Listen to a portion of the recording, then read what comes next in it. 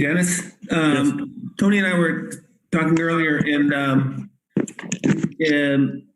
was wondering, what would be the right thing to do if people see something of concern, let's say like a group of people gathering and are concerned and about social distancing or unsafe practices. Tony recommended that they call the COVID-19 hotline as opposed to the police. Yeah, we can do that right now, and we'll filter out and we'll try to talk down the anxiety. However, with respect to civil matters, it's purely a police matter at this point. And all we're doing is any of the larger requests or concerns, we're passing them down to the dispatch office, and then it's and then Bobby or the Chief Dwyer filters them out from there. Yeah. All right. Hey, it's Mark. Do we have to open this meeting technically anyway?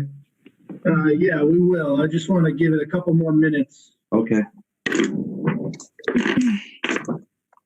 My volume seems to be going down a little bit. I hear you very well. Oh, okay. Thanks, John. I think Tony Barletta might be a little far from his microphone. You sounded a little faint. I'll talk louder.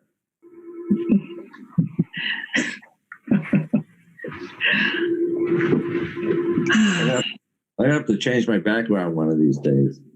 I see some nice background. It looks like Michelle's on Shore Beach. Yeah, looks good. She's not in a bathing suit though.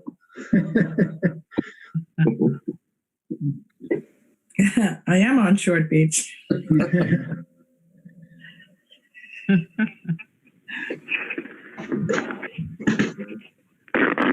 Are you really?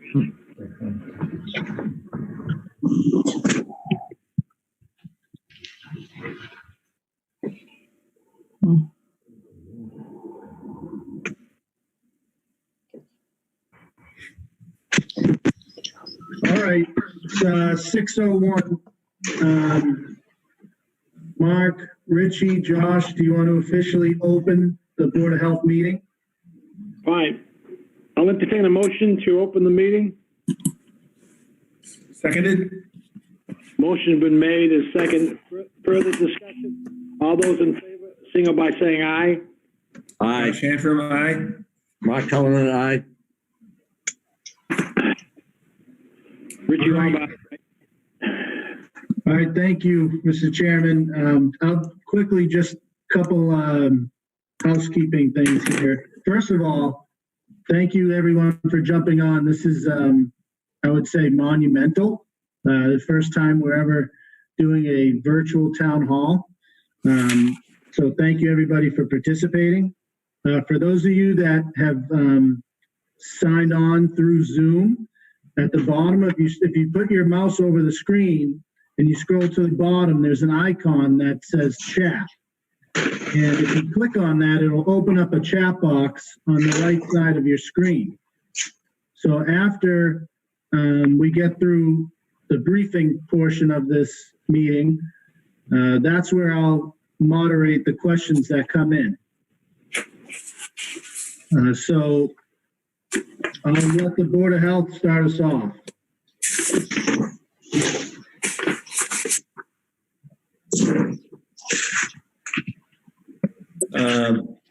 All right, well, I guess I'll start. This is Josh Antrim. This is certainly an unusual circumstance we're in, and there's a lot of people anxious about this this COVID-19 virus. It's a day of sadness for the loss of one of our residents, and so there's a lot of anxiety out there. Hopefully, the information we share with the public tonight will ease some of that anxiety, and also let people know what steps we're taking, what steps may be coming in the future, and the proper avenues for sharing your concerns or getting the services that that you need. That's all I have. Hi, Tony, this is Mark Cullen, and I first I want to thank you for putting this together on such a short notice. It is first. I never thought 17 years ago I'd ever be witnessing such a thing, but here you are, the next generation, really stepping up, and I really appreciate it.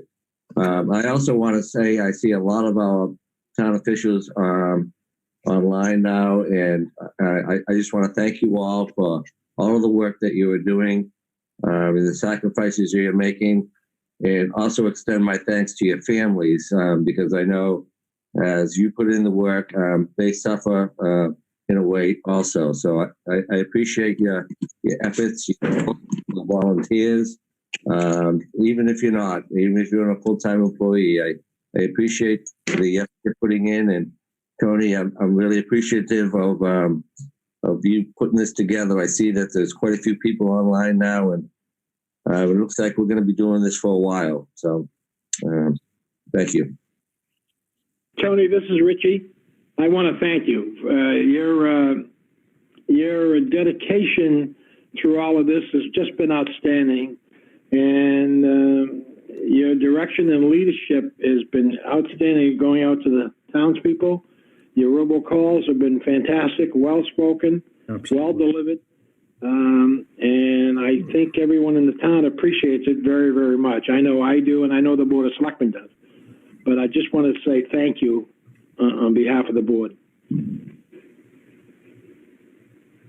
Thank you very much, all three of you. I appreciate it, but truly, I'm not just saying this, truly, there is no one leader in this town. It's truly a team effort. Every single department head, every single employee, every single elected official, every single volunteer, everybody has stepped up in this uncertain time, and it's honestly impressive.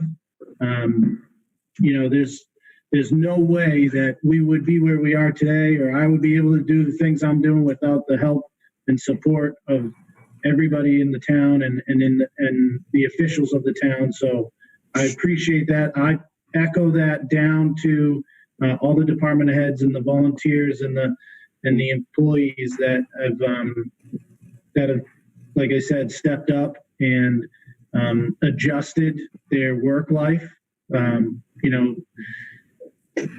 30 days ago, we were doing a lot of things by paper, coming to work every day. Absolutely. Kind of going with standard operating procedures, and in the last 20 days, we've had to completely shift how we do things, and it's certainly not an easy task. And on top of that, the employees of this town, just like every resident, just like they're human, they're dealing with the same stress that everyone else is with the coronavirus, and everybody has family, everybody has friends, and we're all dealing with the same thing. So for them to adjust the way that they have and put the effort in the way they have, it's honestly very impressive. I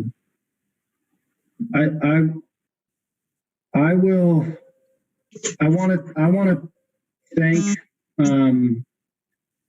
all the healthcare professionals, doctors, nurses, respiratory therapists, those that are working in the hospitals, those that are working in the test facilities.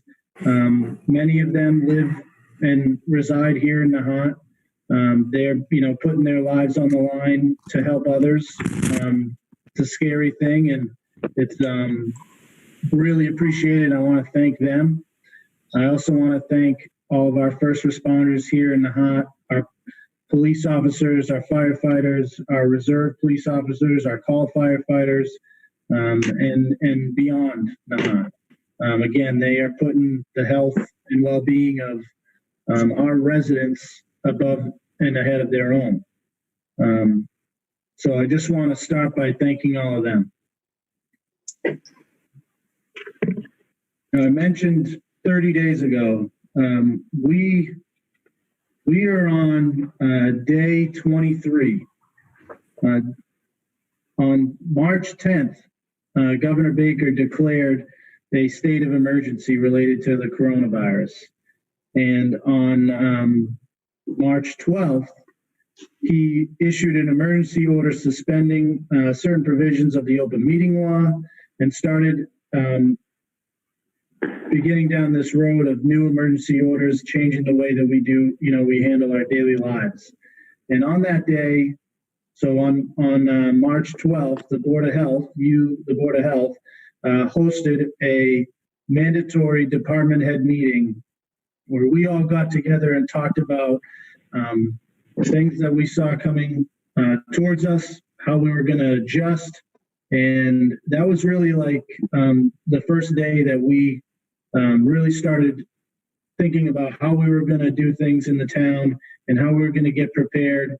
And, honestly, I say we're in day 23. It feels like day 60 or more.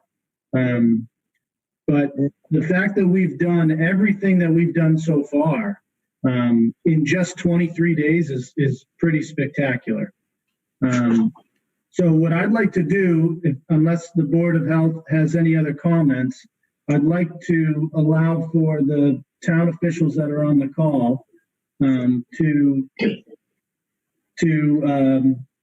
talk a little bit about, things that they've adjusted within their respective departments, or give some general overview of coronavirus issues. And I'll start with our public health nurse, Deb Murphy. Hello, everybody. Thanks, Tony, for putting this all together. And I just want to echo the words that were said before, that you are really doing an amazing job. And this is, as many years as I've been a nurse and gone through a lot of different disasters and outbreaks, I have to say that I've really never participated in something to the extent that this pandemic is having across the country. But having said that, I just want the people of Nahant to know that the team that we have put together, I think, are doing an amazing job communicating to the residents. And when we have information that comes, I actually get all of the testing that's been done through the State Department, through DPH. And I'm on conference calls with DPH twice a week with all the other local Board of Health nurses.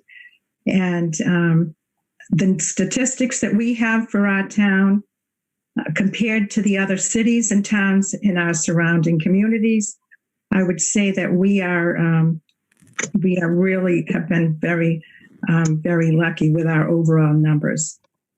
When a case is positive, the information comes to me, and I immediately reach out to that person, and I do an informal investigation with the person that's positive, and then with all of the close contacts that person has had during what they call the incubation period. At that point, the contacts and the person, I send them the documentation. I email it to them for the isolation precautions, which is what the person who tests positive has to follow, and then the quarantine precautions, which the contacts have to follow. After they receive that information, I put them on my monitor list, and I follow all of those people. I check in with them. We keep a log of their vital signs, their temperatures, any other symptoms that they have, and we monitor the progress. Most of the people who have been contacts or who have had the test and have been positive have had a successful recovery. What's happening now that we're sharing with all the communities is there's a lot of people out there that have symptoms that will call their doctors, and the doctors will clinically diagnose them over the telephone, meaning they do not have to have the formal test. When sometimes that information is not relayed to the public health, the local board of health nurse. I have received phone calls to my house with people that are in that situation. And so we're treating them the same way. I send them all the information and I put them on my monitor list. So right now, I think it's fair to say that, the numbers that you see that we post and that all the communities are posting, those are the numbers that they get from DPH through the state lab, where the tests have been sent to the lab and then returned to the local communities. Again, the people that aren't being tested, or the people that are traveling now that come back, they're being asked to self-quarantine for 2 weeks, 14 days. And a lot of those people are doing that on their own. Again, that information has not been communicated. So, I know what we have, what gets reported to us, and I'm happy to monitor all of those people and their contacts. I'm happy to take the phone calls that I've been getting on a daily basis. I think there is a lot of anxiety in town, and I think it's common for people to be exhibiting. People now, if they have a cough or a headache, they're automatically thinking, is this a symptom? It's still flu season, and it's allergy season, and some of these symptoms, are related to those as well. But the hotline that we have, if anybody calls the hotline and has a medical question, then the hotline people are referring them to me. So I think that's pretty much an update of where we are right now, Tony. Thank you, Deb. And thank you for the countless amount of hours that you've put in. Deb's in my office multiple times a day. We talk multiple times a day, and honestly, you've been putting a lot of time into this, and from everybody, we thank you for all the work that you've done so far, and going forward. Next, I'll ask our public health inspector, John Coulon, if you could give an update as to what you've been doing with the coronavirus. Well, aside from assisting public health nurse Deb Murphy in tracking and informing people, making sure that folks in the community, as much as possible, understand what is being asked of them. I would remind folks that our work, public health work, does not stop. Every other part of it continues. Deb Murphy continues monitoring the citizens of the town for all the various diseases other than COVID-19, as she had been doing prior to its arrival. And I continue with my work covering housing complaints, of which we have open cases, and food safety. We still have 3 permitted establishments operating in town. And we have mosquito control has begun. The Northeast Massachusetts Mosquito Control Commission began their work last Friday, and I walked the town wetlands with them that day. And we continue to follow trash and nuisance complaints and rats, and we have several cases outstanding that I'm attempting to follow. Now, clearly, the bulk of our attention is going toward COVID-19, but we do not want anybody in town to think that for any reason we are putting aside or neglecting any of the other work. We are trying to keep up with it as best we can. I'll stop there. I'll add on to, when the governor's emergency order came down that non-essential businesses had to close, or that local restaurants had to switch to takeout, that there was no on-site consumption of food or drink, John stepped right into action and reached out to all of our function halls, restaurants, convenience stores, hair salons, all the local businesses to find out, what their plan was, and did a great job at that and continues to monitor that. So for most, I think everybody's aware that basically the only places for food and convenience stores that are open are Dunkin' Donuts, which is takeout, and I understand that they may be closing at the end of the week. That is remains to be seen. They are evaluating their business flow on a day-to-day basis. Currently, they are open 6 a.m. to 1 p.m. Monday through Friday, and 7 a.m. to 3 p.m. or 6 p.m. Sorry, on Saturday and Sunday. But their hours are changing according to, as I said, the business flow. So keep in mind that the governor's order prohibits certain action or certain types of business, but it doesn't require restaurants and local establishments to stay open. They have the opportunity to decide to close on their own, like Dunkin' Donuts. So if they do so close, it would be a decision of theirs.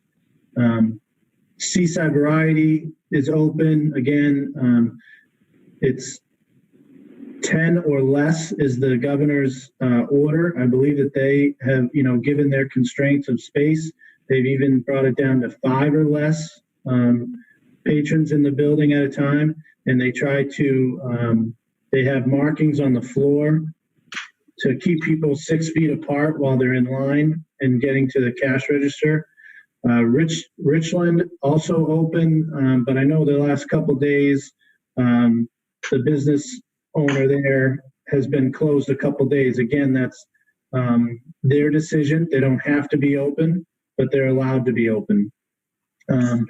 And Seaside Pizza is open for takeout as well. Again, limiting how many people are in the building at a time, keeping people apart while they're in the building by 6 feet. And of course, as they've done a great job with free. Linda, I'll let you talk about that when we get there, but free food to the seniors. So, and they've been busy in town. So John, thank you for everything that you've done in that regard. Next, I'll go to Chief Dwyer, if you'd like to speak a little bit about the police department and the things that you guys are doing. Sure. It's definitely changed from day to day. It's constantly changing policy. I've written a 30-page policy for the police officers to follow in reference to responding to calls, how we take the calls in, how we triage the calls before we dispatch officers. We went through a disinfecting of the building. I've done all the cruises. I have a company coming in every 10 days to spray a disinfectant in the building so I can keep the officers healthy. As you know, some of these officers are working 8, 16, sometimes 24 hours a day. So I'm trying to keep them as healthy as possible so we can serve the community. I've reached out to surrounding communities in reference to mutual aid. They have the same concerns we do. If officers start going down, how are we going to handle protecting each one of the neighboring communities? From Lynn PD, Swampscott PD, I'm sure of Marblehead, I haven't reached out to them, but we do have a mutual aid agreement with 34 cities and towns in Essex County. We've all discussed this. We're all in the same boat, and we have a plan in the event that we start losing officers or Lynn starts losing officers or vice versa. Obviously, the town of Nahant is my priority. The officers are following the recommendation from the DPH in reference to we're keeping our work areas as clean as possible, the cruises as clean as possible. I don't want to put this as far as arrests go. If it's mandatory to arrest, we will arrest. However, most of it's going to be a summons. We don't want to bring anything into our building. We're trying to keep it as sterile as possible. I want to say thank you to my officers and their families for their dedication and commitment to come into this environment. And we still have to go into these homes. We still have to deal with police issues. We are not hiding. We're going to be out in the front lines, and we're going to protect this town, and we're going to do everything we can to assist the residents in this town. The message has been delivered by me, and the officers, they get it. We signed up for this job, and we know exactly what we're in for here. You know, what I'm trying to do, obviously, is keep them as healthy as possible. So some of the minor calls you're going to see, they're going to be triaged through our dispatcher or the officer on the desk. We'll say, for an example, your bike got stolen out of your driveway. That's going to be taken over the phone with as much information as you can give us. We're not going to respond to your house. The minor things, we are not going to come to the house. We're going to try to keep our distance. And major things, we're coming. You know, the residents need to be honest with us and tell us exactly what's going on. There should be no secrets at this point. If somebody's sick in that home, we need to know it. We got to keep our first responders as healthy as possible to protect the people in this town. I have a great relationship, like I said, with the outside communities. We had a conference call with all the local 34 cities and towns to include the state police in reference to helping one another out. So, you know, so we're all on the same page, and we're all in it together, and we will protect this town. We will respond to these calls. We're just asking that the residents be upfront with us on the phone, what's going on in their home. So when we do get in there, the officers can stay safe and we can continue to work and protect the town. I want to thank the Emergency Management Department. They are sitting outside of my office here every day. Dennis Ball and Mike Calley and Kyle Macario. They've been a great assistance to me in the town, taking some heat off for us so I can continue to write policy, research equipment. That's the other thing. We're constantly trying to dig at equipment. I've made 50 calls to different vendors or whatever to try to get us masks and different pieces of equipment that we need, not just for me, but for the entire town. So it's ongoing, it's evolving. We need to police ourselves. We need to take care of ourselves, and we need to take care of our families. And that message goes to the entire community. So again, and Tony, I don't want to keep on getting back to, but Tony has been relentless with information. He's been out there. He's been making sure the information's not only to the department heads, but the entire town. I think, you know, these days are no longer the 10, 12, 15-hour days. So I'm going to leave it at that. And we're here for you. Just deliver the message. You know, when you call, you may hear us say we're not going to respond, but we're going to vet the calls. If you're honest with us, we're going to be honest with you, and we're going to give you the information you need. And we're open 24/7, and whatever you need, please call. We're going to try to help you through it. Thank you. Chief, very well spoken, Chief. Thank you so much. Thank you. I will, before we got started officially, a question came up about residents that may see people in groups on property, non-emergency type calls. We're asking residents that if you feel you'd like to report that, to reach out to the non-emergency COVID hotline at 781-771-2121. If it's an emergency, dial 911 or call the police or fire station. But we are trying to manage the phone calls coming into the police department. The emergency management department is headquartered, like Chief Dwyer said, right in the police station. So those calls are being relayed to the right people. But anything that we can do to try to keep those emergency lines open for emergency calls would be helpful.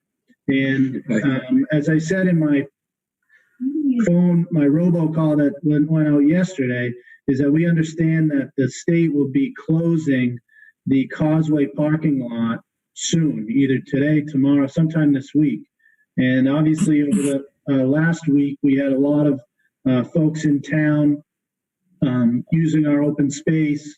And what we've done is we've closed all parking lots and coned off parking spots within the town to try to minimize the amount of people in the public spaces as much as possible. And that's an effort to push for social distancing. So with that, the police department's going to be enforcing resident parking stickers. So again, on my call last night, I mentioned, if you haven't gotten your sticker yet for on-street parking, where permitted, you want to jump onto nahant.org and click on the link that says parking sticker information, and you'll be able to purchase it online. Do you want to say anything on top of that, Chief Dwyer? Yeah, I can elaborate on that a little bit. The last couple of weeks, obviously, people are, confined to their homes, so the weather's going to break and it's going to continually get busier. Not only here, but we're going to say Swampscott, Lynn, Marblehead. People who want to get out, take a ride, and enjoy some fresh air. Don't assume because you see 4 people walking together or 6 people together that they're violating the governor's order. A lot of those people you see walking together are family members. The people that you see on the beach playing soccer are family members. You're going to see some of that over here. I walked this town, I think it was Saturday with my wife, approximately 5 miles through this town just to see what was going on for myself. And what I did notice was a lot of people were heating. When you were walking down the sidewalk, we'd make a decision who's going right, who's going left. I watched it for myself Saturday, and I've watched it out here in front of the building as well. So people are hearing us. They are trying to do the right thing. But I think people are jumping to conclusion just because they see a few people together that they're violating, the order about staying 6 feet apart. I think you're going to find a lot of what you see are families together living in the same home, and they're out enjoying the weather. So we're going to do the best we can to keep people moving. We have a lot of people over here that have a lot of friends from other communities that may be coming over here. So we're going to do the best we can. Community policing is the best way I can put it. Everybody's under the same stress. I don't care if you live here in the town of Nahant or the city of Lynn or the town of Marblehead. We're all in it here. And we just need to be polite, patient, and like I said, I use my best word to describe it as community policing, and we're going to do the best we can to handle that. At this point, I don't want to ramp up police officers and bring them in this building unless I absolutely have to. I'm trying to keep them healthy for the town, for the people, to protect the people.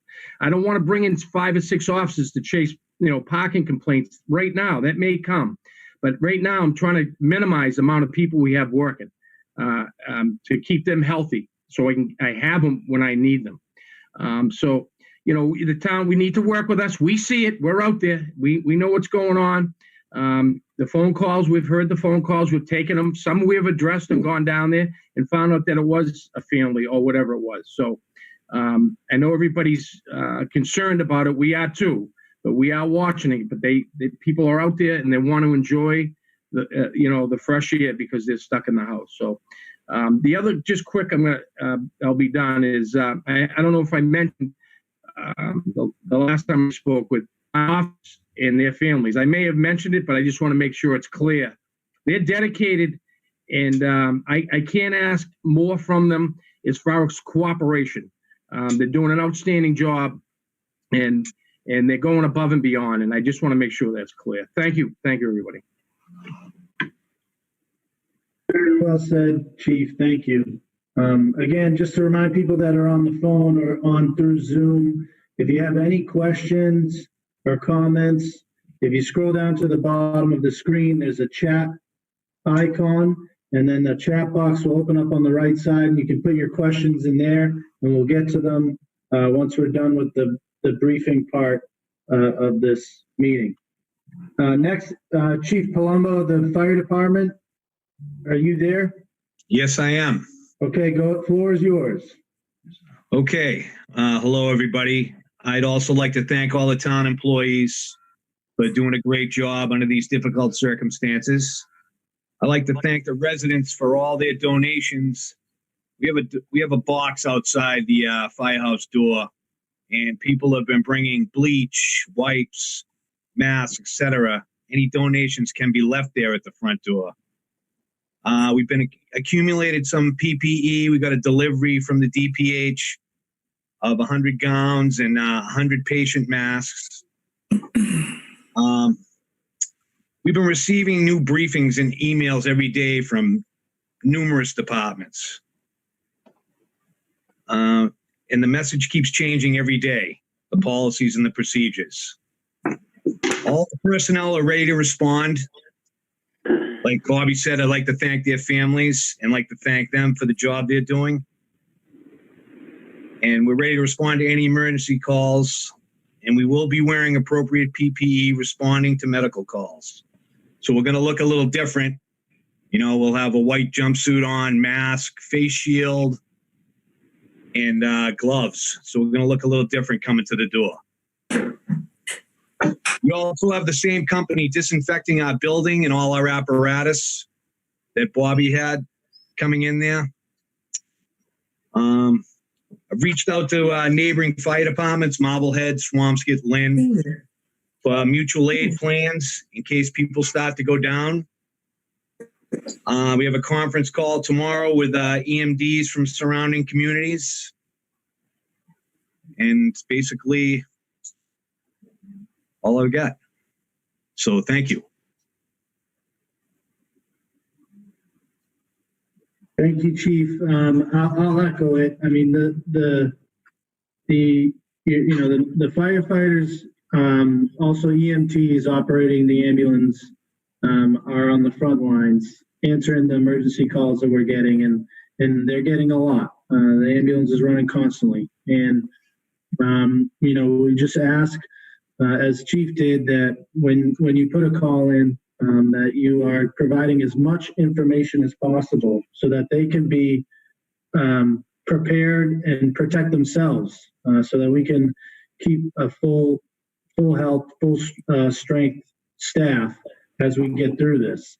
I'll also say that both Chief Dwyer and Chief Colombo, very early on, I would say probably day 3 or day 4 of this thing, organized calls with the reserve police officers and call firefighters, and had those 2 conference calls with each of them to explain to them the importance of their role and that their name may get called. And many of them have full-time jobs and families, and I can't say enough about them as well, about they're doing everything they can in their daily lives to keep themselves ready for when they get called in. So to the full-time officers and firefighters, to the part-time officers and firefighters, a huge thank you from me, from the Board of Selectmen, from everyone in town. You guys are on the front lines, and like you guys said, all of you have families, and you're putting the health and well-being of the residents in front of your own, and it's sincerely appreciated.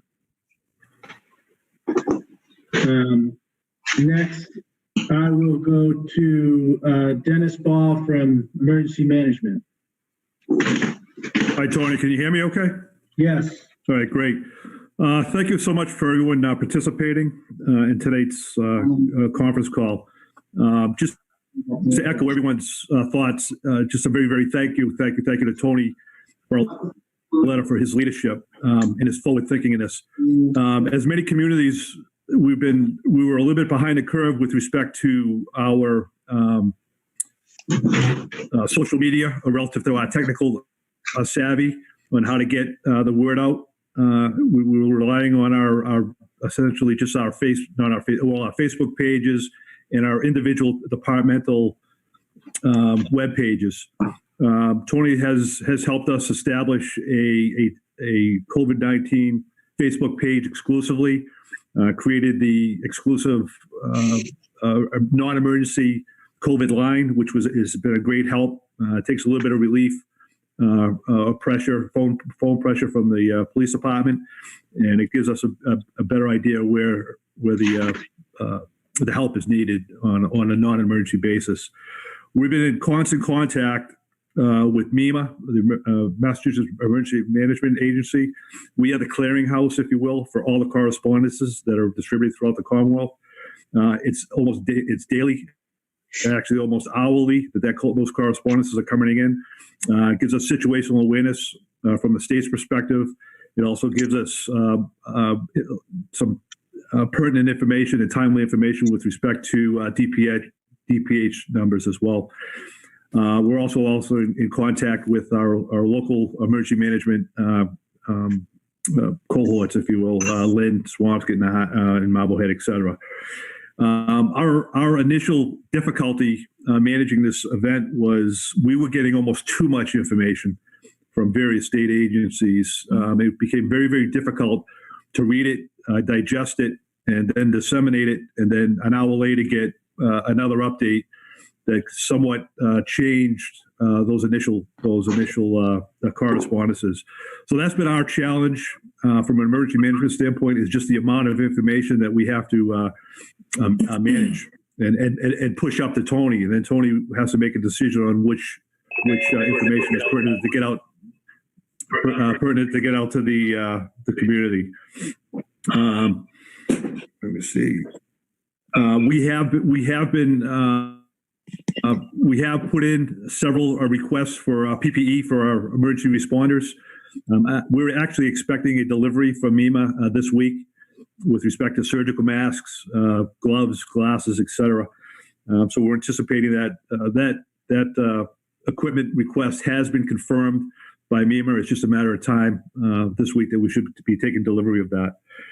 I'm asking, as everyone else is here, is just some fundamental operating procedures as members of this community. Please check on your neighbors, call them, not so bang on their door, but please check on them. There are people in this town that do not have access to the communications mediums that we all do. So please reach out to your neighbors.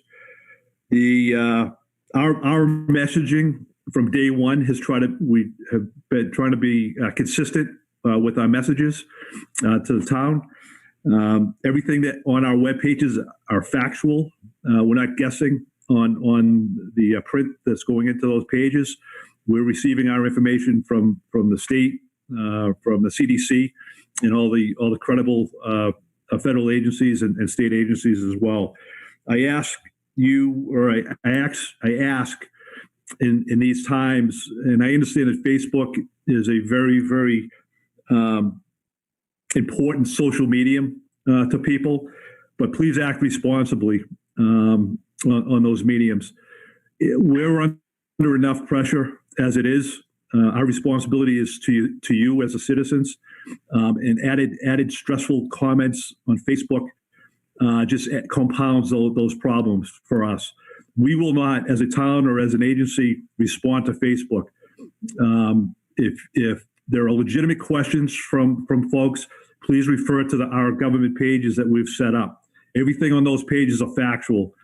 And again, we will not get into a debate about the items. And if Tony wants to speak further to that, I would love to have him do so. But if people are expecting the town administrator or the selectmen to respond on Facebook with respect to supposition or any other disparaging comments, we won't do it, and we do that purposely. So thank you so much for everyone's patience. Thank you for your confidence. We have a phenomenal team here, and again, it's 24/7, and without Tony's leadership, we may be in a little bit different position. But thank you so much. I appreciate it. Any questions? We're available either through the 771 number or myself, my cell phone. All right.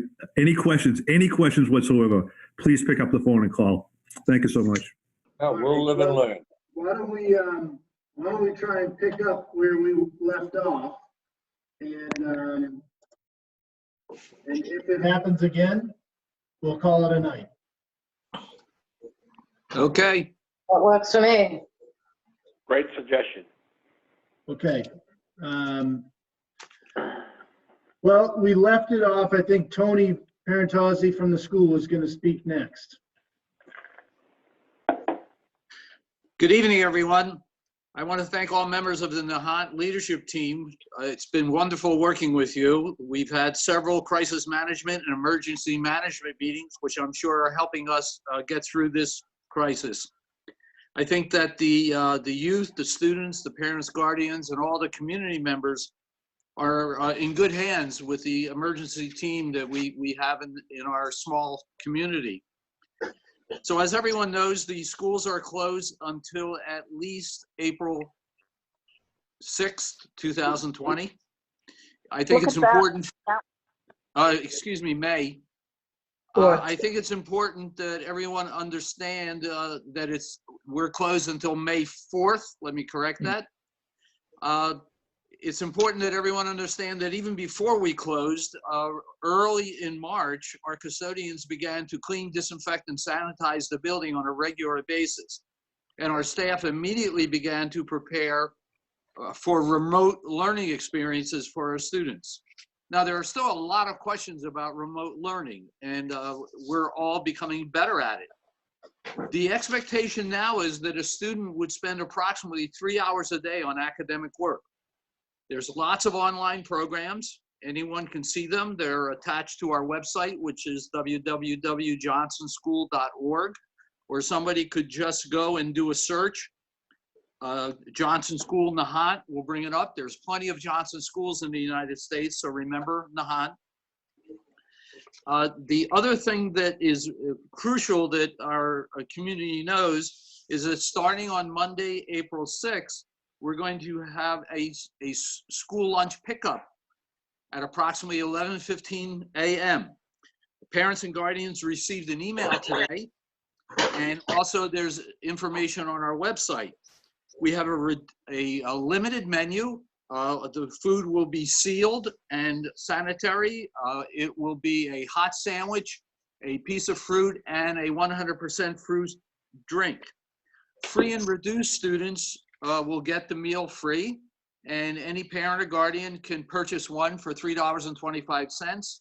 Again, the details are on our website. No cash or checks will be taken during this time. Payment is going to have to be made electronically. Everyone is probably aware of this, that our town administrator closed our playgrounds. Our playgrounds are off limits, but our fields are open as long as people keep physical distance. And going outside and playing at least once a day is really good for our students. In addition to our academic work, we have provided social and emotional support for our students through our guidance department and our social worker. There's a couple of special things going on, again, on our website. There's a virtual talent contest going on in 4 areas of the arts.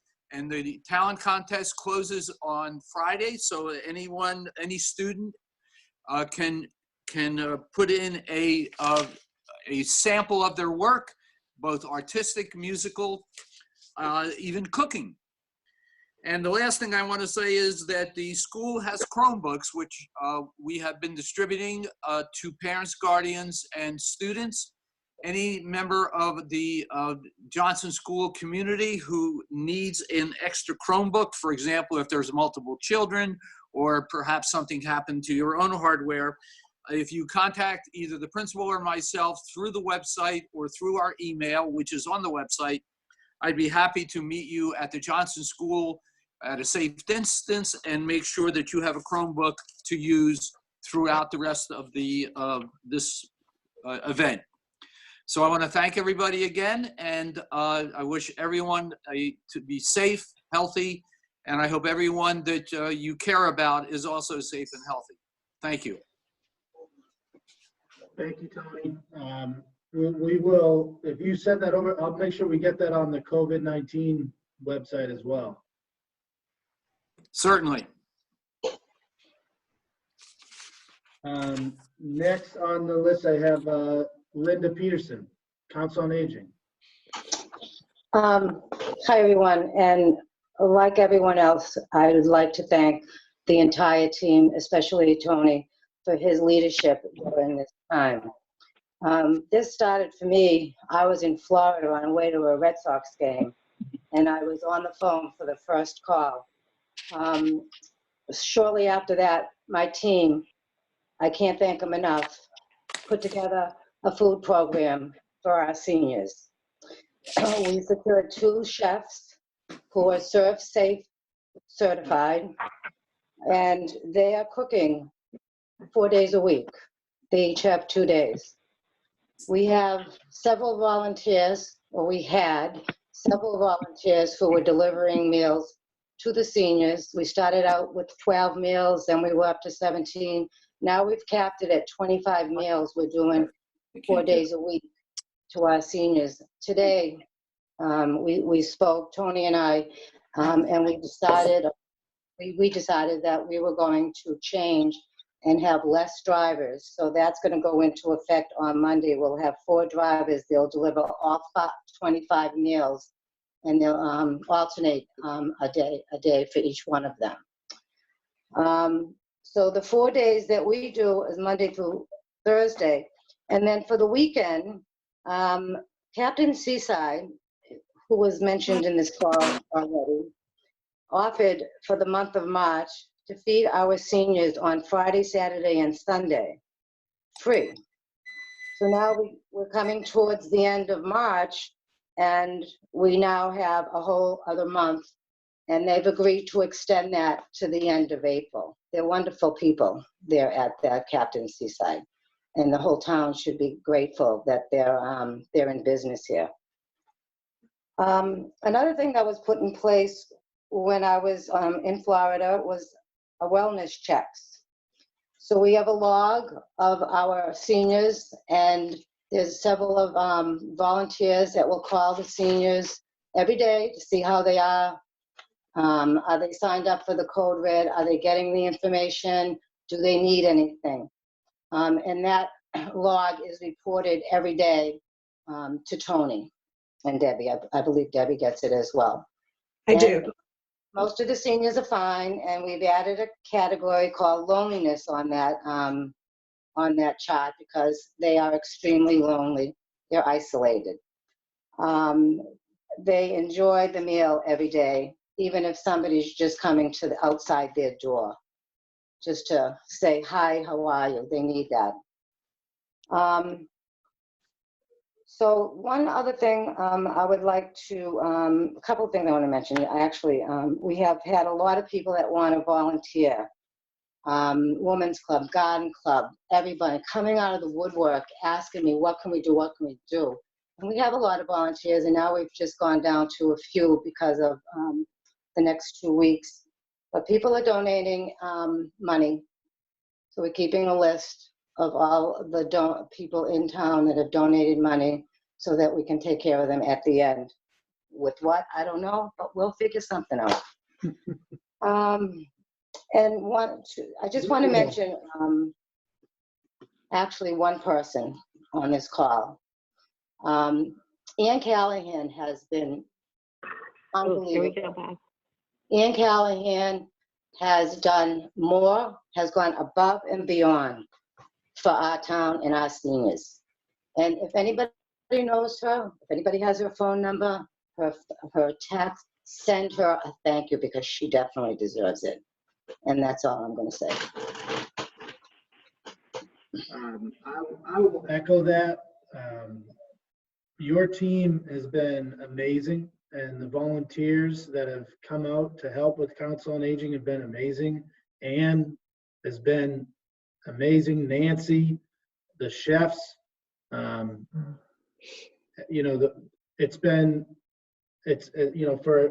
for something that the seniors are so used to being able to come to the town hall, to the Tiffany room, and sit and talk and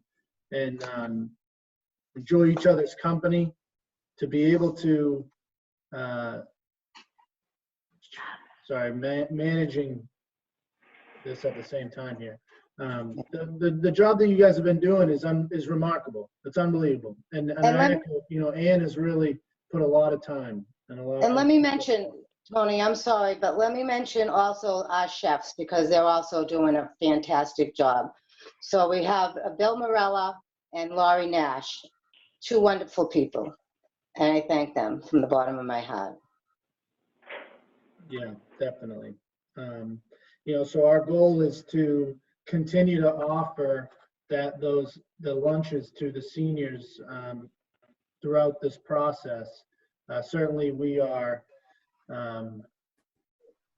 putting in protocols that are to keep the volunteers and the workers in the Council on Aging protected while they handle that food. And then we are, folks in the Tiffany room, as Linda brought up, we talked about it today, folks in the Tiffany room working on the food will stay in the Tiffany room. And then the delivery folks will come and pick up that lunch and go and deliver it and leave it on the doorstep of the seniors. So we're not entering the homes. We'd love to be able to go inside and have a conversation with them, but it's in the best interest of them and the folks that are volunteering not to do that. But I think on one of our posts or in one of my calls, for those on the call listening, it can get boring while you're at home. If you have nothing to do, pick up the phone and call a neighbor, call a senior, call someone that may be home alone and lonely. They want to hear from you. They're dying for some type of interaction. So whatever anybody can do to keep them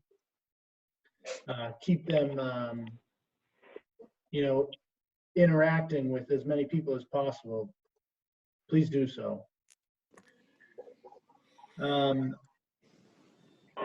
That's pretty much everyone that we had that we wanted to provide a briefing from. As many people should know, public buildings are closed until May 4th. That coincides with the schools, and public parking lots are closed.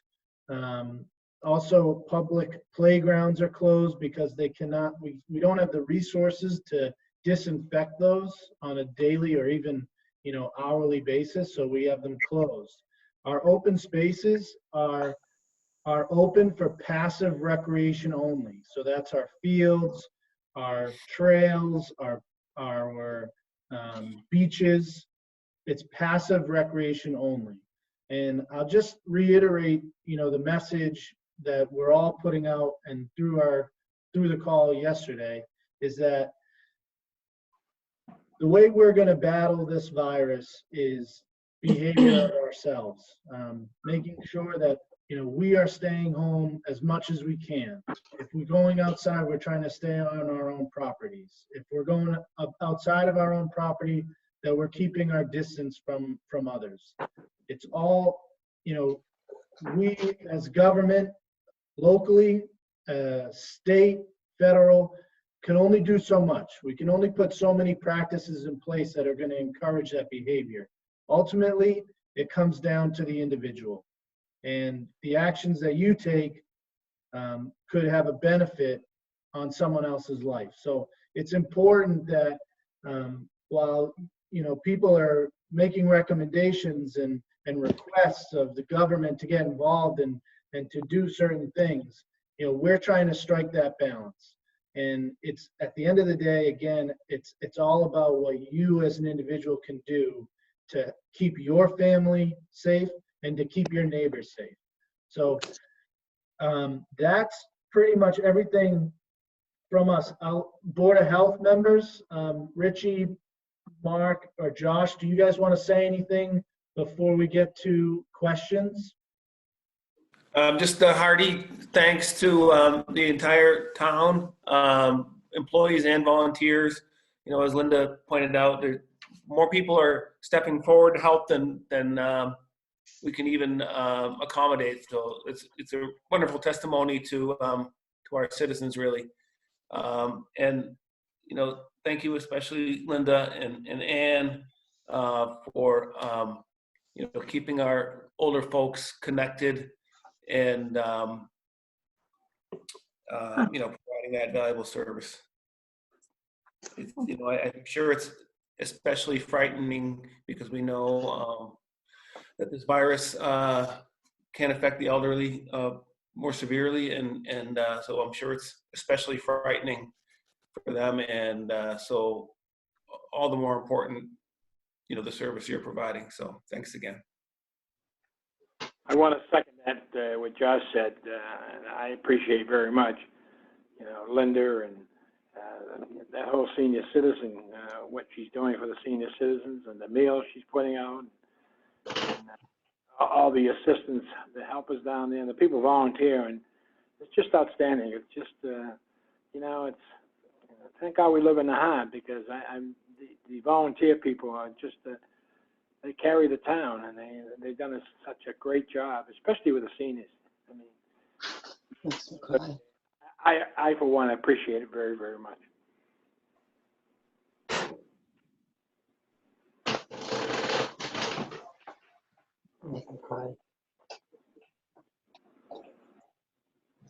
Mark, you are muted. I'm sorry? Mark is trying to speak, but he has himself on mute. Oh, okay. There you go, Mark. Go ahead.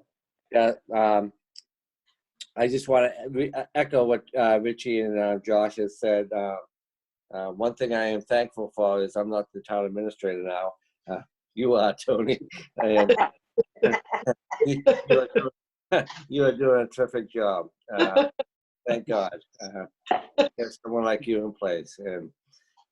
And again, I just hope everyone stays safe, and we take our walks and we wave at each other, and we'll come through this as a community. I know that I think Dennis, you mentioned about this issue about Facebook and social media. I don't respond to those comments. I think it's important what you said, that it should refer to the websites sponsored by the town and public safety, and that's where they should get their news. We shouldn't engage in this or that on other media sites. So again, Tony, thanks again. I really appreciate it, and I appreciate all you guys that are doing such a great job. Thank you. Thank you, Mark. Thank you. Sharon, our librarian, is on. I just unmuted you, Sharon, if you'd like to speak, but I see you posted in the chat group. The library is going to stay close to the public on the same schedule as the school. So they're closed until May 4th. And they've also asked, like the library on Facebook, or email nahant.circ@gmail.com if you need help accessing ebooks, music, movies, or anything else. So I just shout out to the library. They're trying to provide service online as best as possible. All right, so I'll get to some questions here. The first question I see is from Jen McCarthy. It's Deb, it's probably best for you to answer. Question, it's two questions. It's how many people in town have tested positive, and how many presumptive cases do we have in town? Before I send it over to you, Deb, to answer that, I will say, Jen, on nahantcovid19.com, there's a tab at the top that says cases, and that's where we will update those numbers. I don't want to get into a robocall or a post on Facebook or something constantly every time a new number comes in, but you can monitor that live. And Deb, I'll let you take it from there. Her second question about how many presumptive cases do we have in town? Could you talk a little bit about how that has changed? Yeah. So the total number of positive cases that we have had in Nahant is 2. And as you know, we have had one person die. Presumptive has gone away. When this first started, they used the word presumptive because all of the tests that were going to our state lab had to then be forwarded to CDC in Atlanta before they could be confirmed positive. So now that they have given all of our state labs their own permission to result the tests, they did away with presumptive. So all the tests now are either negative or positive. So that's where we are. Our total positive has been 2. Would you also talk a little bit about the time frame that it takes from, for a test? Well, that actually depends on where the people are going for their tests. All I'll say is the first suspect case that I had, which was probably 3 weeks ago, I waited 12 days with no result. And that person had to go and be retested before we actually got a result. Now, recently, I would say the tests that are being done locally from like Salem Hospital, the results are coming in. Nothing really comes in over the weekend. So if you were tested, say, last Thursday or Wednesday, the result might come to me by Monday or Tuesday. These tests that you're hearing about now, they're called point of care testing, POC, where you can be tested in like a doctor's office, similar to if you bring your child in and they do the strep test and you get the result right there. Unfortunately, those tests will give you the result, but those results, unless the physician in that office is forwarding them to the state, which they should be because it is a communicable disease, those results will not come to the local boards of health if they don't go to the state first. Okay. The other question was from the last call-in, was about town election and town meeting. So on the agenda for the Board of Selectmen meeting tomorrow night is a vote to postpone town election to June 20th. Legislation passed at the state that allows municipalities to postpone local elections up until June 30th. We picked a Saturday in June. It's possible, we don't know when we're going to get through the pandemic and when we're going to be in a position that we can allow people to congregate in a group that, in a similar fashion of voting. But as soon as we're able to do that, we hope June 20th gives us enough time. But it's possible that that could be postponed again. And of course, until legislation passes, we wouldn't be able to go past June 30th. So that's on the agenda for tomorrow night. Board of Selectmen meeting, we'll be talking about that then. If we're able to go forward with June 20th, we would probably think about having the elections upstairs in the town hall, using the main hall so we can spread the booths out as much as possible and have people come in one door, go out another, and leave the doors open so people aren't touching handles or hardware. We have to discuss that and figure it out. But another aspect to bring into that is that the candidates are set, and I don't think we have any any questions on the ballot. So there's no ballot questions, and no ballot questions could be added. So that's all set. The only thing that is linked to town elections is voter registration. So that occurs, I believe, I'll let Dan Scripps speak to it if I'm wrong. I think 10 days prior, up to 10 days prior to the election. So with postponing local elections, so does voter registration. Dan, did I get all that right? You got that right, and nothing else changes. It's just if we're hitting pause on the elections button, and when we hit pause again to restart, then everything will resume as it is today. So the ballot, as it will look today, except for the date, is the exact same ballot that will appear on the election day. And as far as town meeting goes, we're still waiting on guidance from the state and legislation that's currently pending at the state to give us the authority or ability to potentially have to postpone town meeting. In my opinion, I believe we will have to. I don't think that we're going to be in a position to have, 200, 300, 400 people in a room May 16th. So it's really about a question of what that guidance and authority is going to be from the state level. And when we get that, we'll be, making decisions as soon as possible and getting that out to the public as soon as possible. Dan, do you want to speak to that at all? I'd be happy to. We have the ability, because the warrant has not been posted, we have the ability to move town meeting to as late as June 30th by a simple vote of the Board of Selectmen. If, however, the pandemic requires a date beyond June 30th, as Tony mentioned, we're waiting for legislation in that regard. It's right now, the bill right now is with the Senate, and we expect that to be passed by the end of the week. And if it does pass, we will then have the ability to, as long as state of emergency still exists, we can move town meeting in 30-day increments, like from June 30th to July 30th and so on. Okay.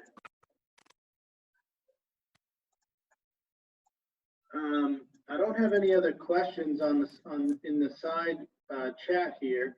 I'll say that, the Board of Selectmen have also discussed, or I've discussed with each of them individually, what types of policies or changes that we could put in place to help relieve some of the pressure, the financial pressure on town residents to pay bills or late fees and things of that nature. We're looking at all of it.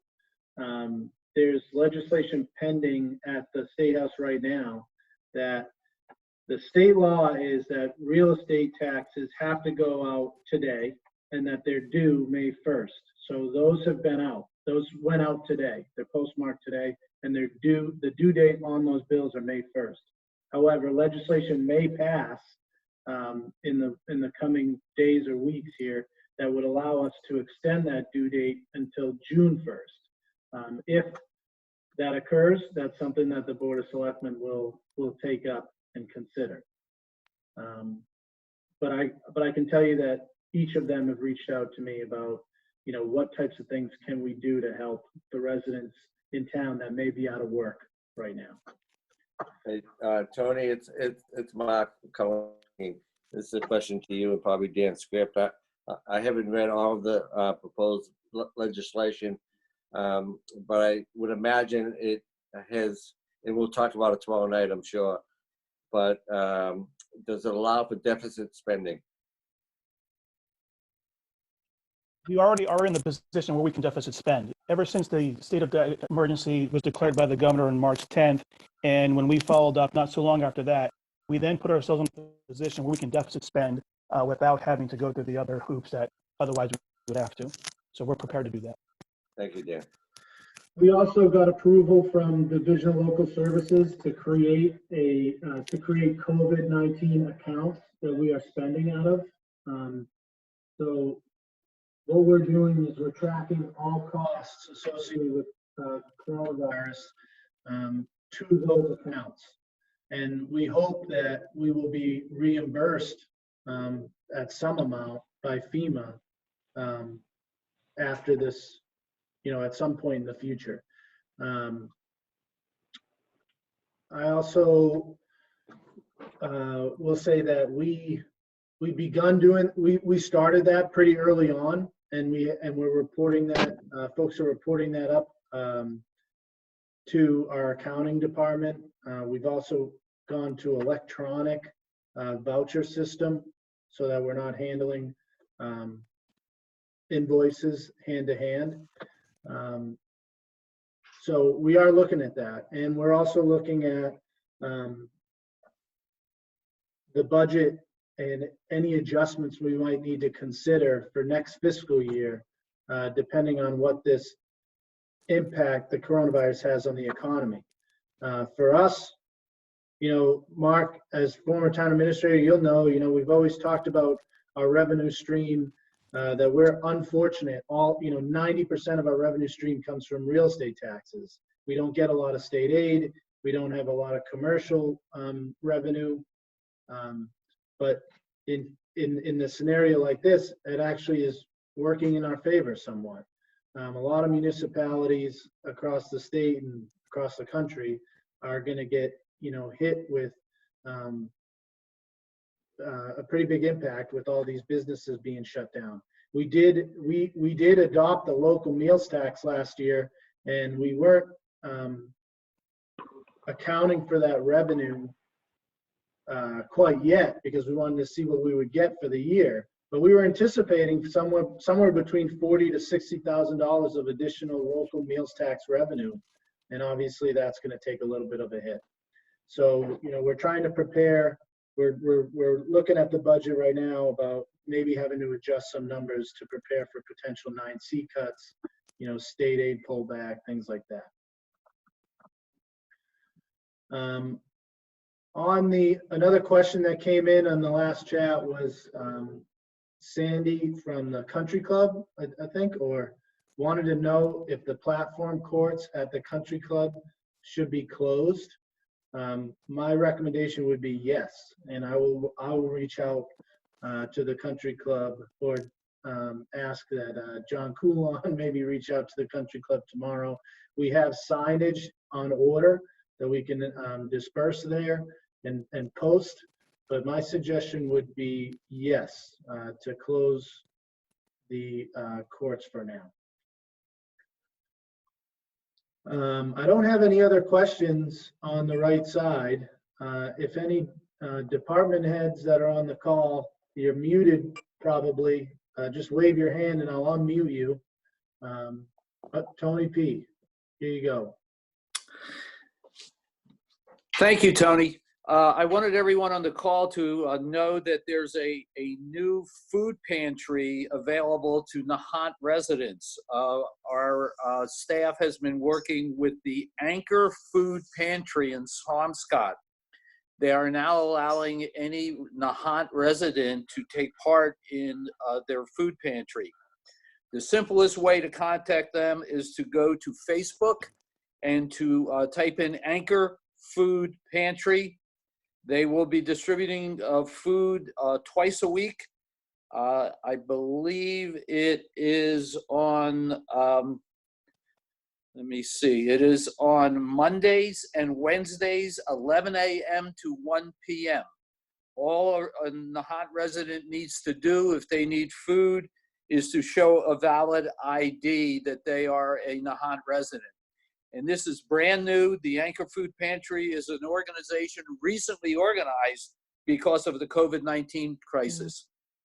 People can also donate money or food stuff.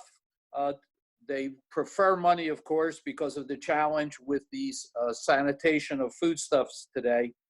And again, the best way to contact them is to go to the Anchor Food Pantry on Facebook. Thank you, Tony. Thank you. Dennis, it looks like you'd like to say a couple things. You're going to have to unmute your... not allowing me to unmute you. Click unmute on your side. I got it. Oh, Thank there you you. go, Dennis. Thank you. Tony, Tony P, could you send that information to us first thing in the morning, please? Regarding the food pantry? Tony? Go ahead. Tony P. Yeah, Tony, that's in your inbox. I sent it during the broadcast. Okay. Thanks, Tony. Tony B, could you just share that with us, please? Definitely. Thank you. Okay. That's it. I appreciate everyone that's on the call. Our first ever virtual town hall in the books. Outstanding. Very good. Thanks, Tony. Tony, I'll let the chairman adjourn the meeting.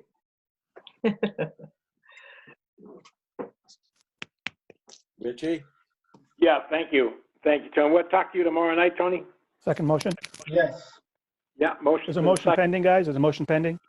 Yeah, motion's been made and seconded. Any other discussion? All those in favor say aye. Aye. Motion carries. Meeting's over. Good night. Good night. Thank you. Good night. Good night, everyone. Bye, Tony. Thanks for organizing, Tony. Thank you. Nice Thank job. you. Bye, guys.